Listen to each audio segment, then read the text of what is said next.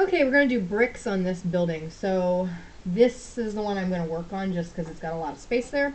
It also goes along, like I said, with the example drawing that I gave you guys for the directions. So before we draw the bricks, I do want to add in a door so we have a way into this building. So I'm going to draw my edge of my door here. I'm going to go to the vanishing point, bring out that top, and have another vertical line to finish off my door. So we can get into this building now. It has a door to get in. So we can begin adding bricks to it. If you wanted to draw something in here, I would suggest doing that first. So let's say you wanted to make like a dumpster or you wanted to make some tables.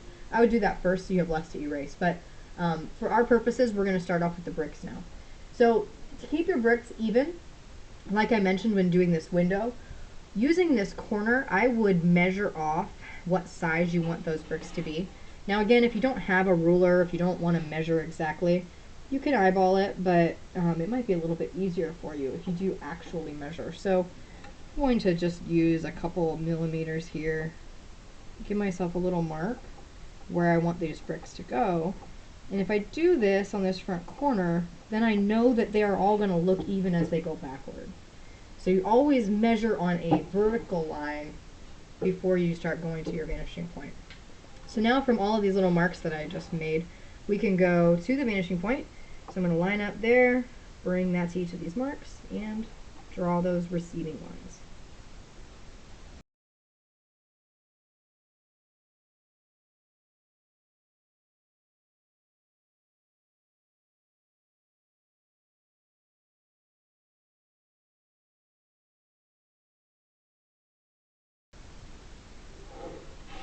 Alright, so notice when I drew these in, I stopped here when I hit the other building because you can't see through it. So now we have the horizontal lines on the building that are going back to the vanishing point.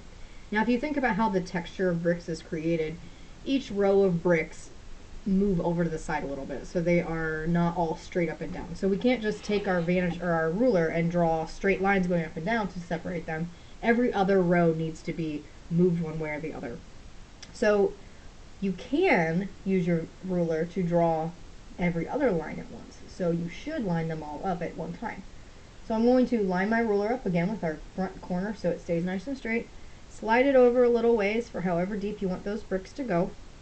And I'm going to make a line on every other one of these spaces. And that's going to create the first set of bricks there. So from there we can move, if you want to keep going on that row, you can keep doing that way and just do about the same amount of space back each time. They get a little bit closer together as you move back off into the distance, and you can continue that down.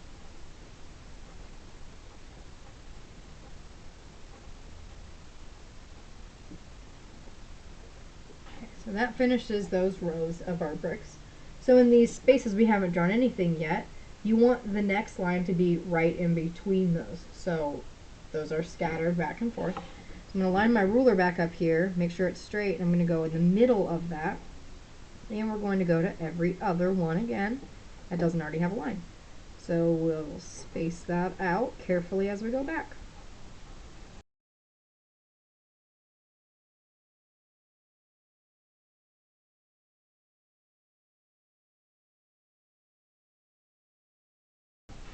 Okay, so there is our layer of bricks on that side of the building. We probably want to add one more in the front here so that it looks like those are the side of the bricks.